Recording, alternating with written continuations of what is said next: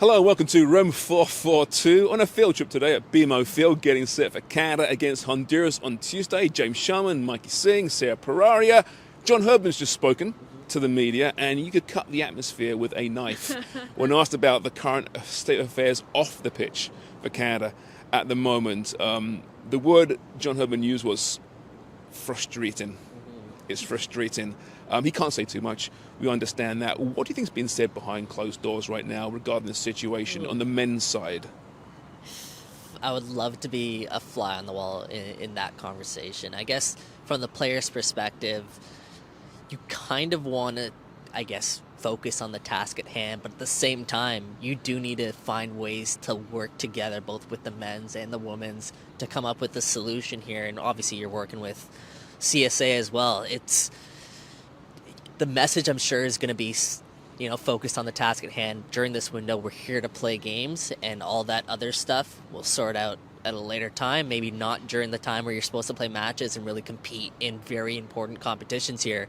So I have to imagine they're focusing on the game here, but you'd like to think you're probably going to think that the overarching narrative and everything that's hovering over this team has to do with everything else going on behind the scenes. Statements could be made. We'll find out tomorrow, I suppose. But it was here at BMO Field against Honduras that World Cup qualifying kicked off all those months ago.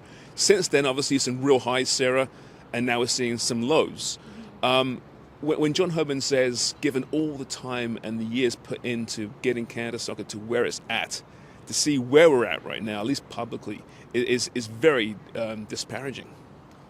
Yeah, it's tricky. I mean, they did so well to qualify for the World Cup. We know that. And then they went to the World Cup. It wasn't great. I mean, kind of what we expected, but maybe, I don't know, maybe worse, maybe better. But then, now it's really time to, pick up, the mess, get that motivation back, because they mentioned in the press conference, these games are important. It's going to be a big match against Honduras, and it's back at home since the game against Jamaica. So go out there and let's see what you got, because it's really time to show the fans and show the people, okay, it's fine. We got knocked out in the group stage of the World Cup, but we're back and we're here to win, the Nations League. Like, give it a good go, because realistically, Canada is one of the top teams and they should be winning it. And that's the point, right? A draw or a win, and you're into the final rounds of Nations League in June in Las Vegas, a trophy at stake, and then, of course, the Gold Cup. And like John Herdman said today, we're past the development stage. We're about winning matches and getting trophies now, with the World Cup just 3 years away.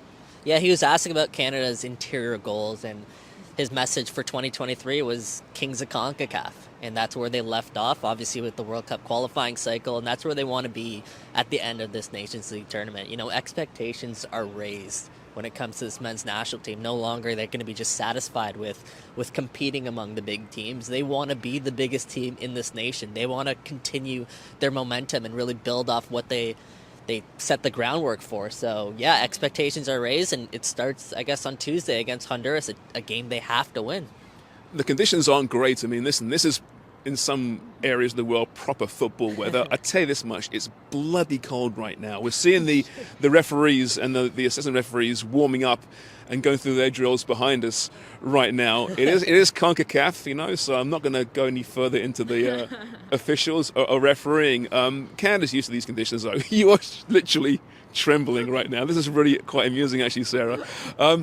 But on the pitch, Canada are used to these conditions. On the pitch, they're playing pretty well. Up front in particular, Kyle Laren's on great form. Scored last game against Curacao. John David did the same. Top goal scorer in France right now, tied with Kylian Mbappe. Alphonso Davies playing really well for a somewhat troubled Bayern Munich. On the pitch, things are very hopeful right now. Yeah, no, I would say so. I mean, they looked really good against Curacao, and they didn't really need to do much in the second half because they did go up so early. That pass from Richie Larea, we got to give credit to that guy, because that's where that goal came from. Just fantastic. But no, it's looking really good. I think the back, though, concerns me a little bit. I wasn't too happy with what I saw on Saturday. I saw some holes back there. It seems like they weren't really connecting with one another well. I saw that, I felt like there were some mistakes there. But overall, I think they're doing a lot better on the pitch, and hopefully we'll see more and a bit of a better performance, to be honest, against Honduras, because they are a tougher team. It is at the back that there are some concerns. Decent players. Stephen Vittoria suspended for this one as well, but back comes in Ali Johnson, of course, which is a big deal. But at the back is probably the biggest question mark, I would think, between now and the World Cup. Is that fair to say?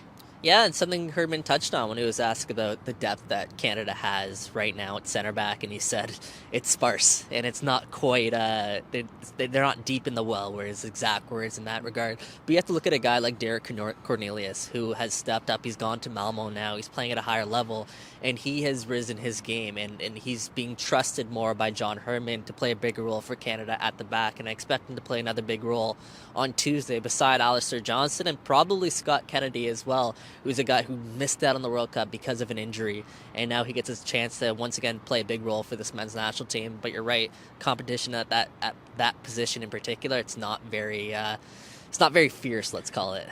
Well, at risk of Sarah here literally freezing in front of our very eyes, we should probably say farewell. We'll be back here on Tuesday for the match. This has been Room 442.